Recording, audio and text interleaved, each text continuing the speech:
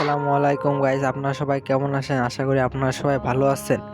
তো আমি একটা গান বানিয়েছি, গানটা অনেক সুন্দর এবং হিটও আছে, অনেক পাওয়ারফুল গান।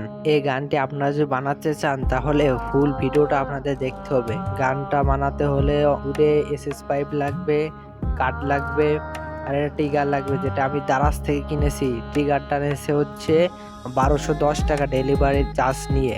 আর এটাতে হচ্ছে বক পাখি এইসব মারতে পারবেন, শিকার করতে পারবেন, আরো অনেক কিছু শিকার করতে পারবেন। এটা হিট অনেক, ধরেন অনেক হিট। এখন আমি এটা টেস্ট করব, এটাই মারবো, বুঝছেন?